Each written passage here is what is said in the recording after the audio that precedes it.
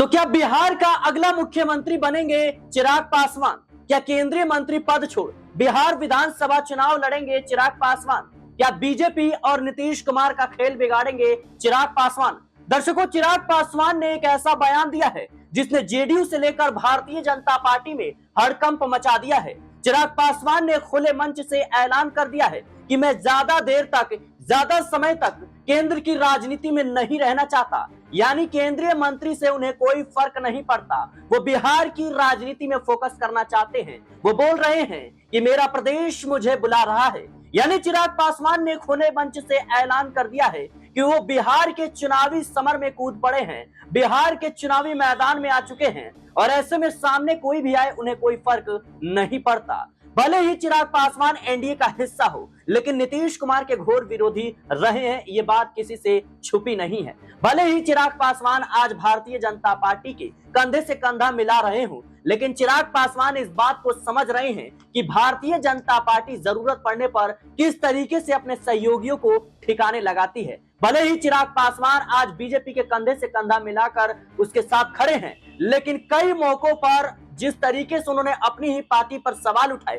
Party के फैसलों पर सवाल उठाए, ये किसी से छुपी हुई नहीं है। दर्शकों, आपको बता दें कि चिराग पासवान ने एक न्यूज चैनल से बातचीत के दौरान साफ तौर पर कह दिया कि मैं केंद्र की राजनीति में नहीं रहना चाहता, मैं बिहार की राजनीति, प्रदेश की राजनीति में जाना चाहता हूं, मुझे मेरा प्रदेश बुला रहा है। यानी चिराग पासवान क्या मुख्यमंत्री बनने की तैयारी कर रहे हैं? क्या चिराग पासवान को इस बात का इल्म हो चुका है कि कहीं ना कहीं अगर सीटों को लेकर पेच फंसता है, अगर एनडीए सरकार बनाने की बारी आती है, तो भारतीय जनता पार्टी के सामने वो कहीं ना कहीं अपनी मांग को रख सकते हैं। जिस तरीके से कहीं ना कहीं महाराष्ट्र में हुआ, जिस तरीके से देखा जाए तो जीतन राम मांझी भी तैयारी कर रहे हैं, कह रहे हैं कि अगर जरूरत पड़ी 20 सीट भी हम जीत लेते हैं तो फिर कहीं ना कहीं हमारी पार्टी का मुख्यमंत्री होगा। क्या इसी सोच के साथ चिराग पासवान चल रहे हैं? चिराग पासवान इस बात को समझ रहे हैं कि ना ही बहुमत का आंकड़ा नीतीश कुमार छू पाएंगे, ना ही बहुमत का आंकड़ा भारतीय जनता पार्टी छू पाएगी।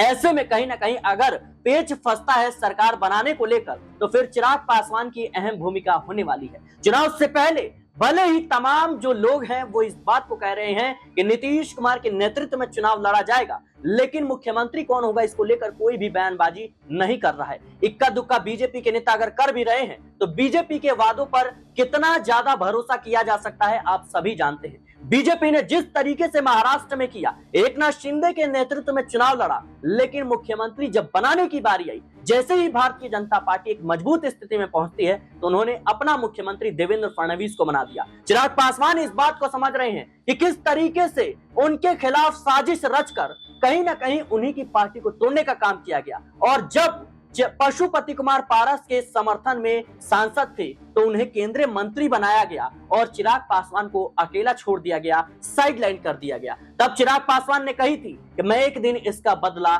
जरूर लूंगा। भले ही आज चिराग पासवान ने बड़ा दिल दिखाते हुए प्रधानमंत्री मोदी का खुद को हनुमान बताते हैं, बीजेपी के साथ उन्होंने गठबंधन कर लिया है, लेकिन वो इस बात को समझ रहे हैं कि ज्यादा देर तक अगर भारतीय जनता पार्टी के साथ रहे तो ना ही उनका वोट बैंक यानी दलित उनको वोट करेंगे और ना ही जिस तरीके से अल्पसंख्यकों ने खुले तौर पर, यानी जो मुस्लिम संगठन है उन्होंने खुले तौर पर बहिष्कार का ऐलान किया है, ऐसे में पार्टी की मुश्किलें बढ़ सकती है। पासवान समाज भी खुद कहीं ना कहीं चिराग पासवान से कई मौकों पर नाराज रहा है, क्योंकि चिराग पासवान एनडीए का हिस्सा रहते हुए भी पासवान समाज के लिए कुछ खास नहीं कर पा रहे हैं। जिस तरीके से देखा जाए तो अब कहीं ना कहीं नीतीश कुमार को लेकर बयानबाजी हो रही है एनडीए में। खुद भारतीय जनता पार्टी के नेता, कोई कहता है उन्हें प्रधानमंत्री बना दिया, उप प्रधानमंत्री बना दिया जाए, तो कोई कहता है कि उन्हें भारत रत्न दे दिया जाए, कोई कहता है सम्राट चौधरी के नेतृत्व में चुनाव लड़ा जाएगा। इन तमाम खेल को चिराग पासवान समझ चुके हैं। चिराग पासवान इस बात को समझ रहे हैं कि कहीं ना कहीं सीटों को लेकर अगर सरकार बनाने को लेकर पेच फंसता है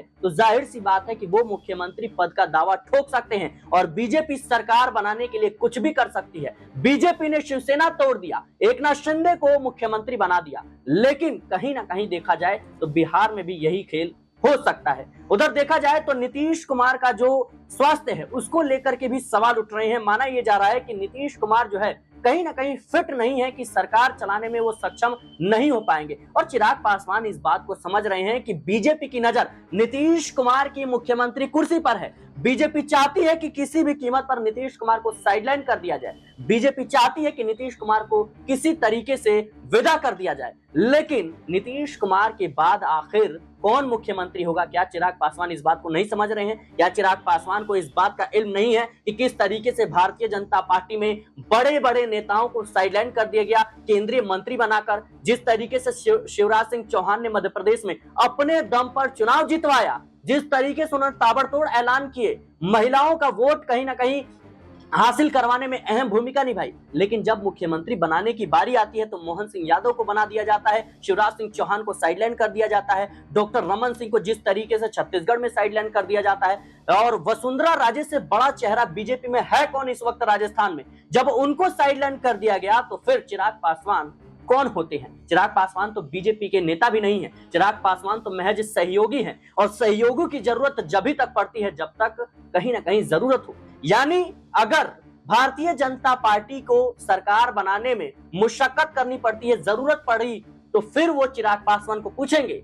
लेकिन अगर अपने दम पर बहुमत का आंकड़ा बीजेपी पास कर लेती है तो फिर चिराग पासवान कौन और नीतीश कुमार कौन, ये बात चिराग पासवान खुद समझ रहे हैं। और इसी वजह से जिस तरीके से चिराग पासवान ने ऐलान कर दिया कि मुझे प्रदेश बुला रहा है, मैं प्रदेश की राजनीति करना चाहता हूं, मैं केंद्र की राजनीति में ज्यादा समय तक नहीं टिक सकता, मैं केंद्र की राजनीति ज्यादा समय तक नहीं कर सकता, कहीं ना कहीं ये साफ संकेत है कि चिराग पासवान अब बिहार में बड़ा खेल करने जा रहे हैं। चिराग पासवान ने जिस तरीके से अंबेडकर मुद्दे को लेकर भारतीय जनता पार्टी को घेरा, जिस तरीके से योगी आदित्यनाथ ने फरमान जारी किया कि कांवड़ रूट के दौरान नेम प्लेट लगाना होगा, उसका विरोध चिराग पासवान ने किया। चिराग पासवान आजकल खुले मंच से कह रहे हैं कि मैं भारतीय जनता पार्टी की कोर हिंदुत्व वाली राजनीति से इत्तेफाक नहीं रखता, मैं नहीं चाहता कि इस तरह की चीजें हो, मैं चाहता हूं कि सौहार्द बना रहे, देश के विकास की बात हो, देश के लिए भलाई की बात हो।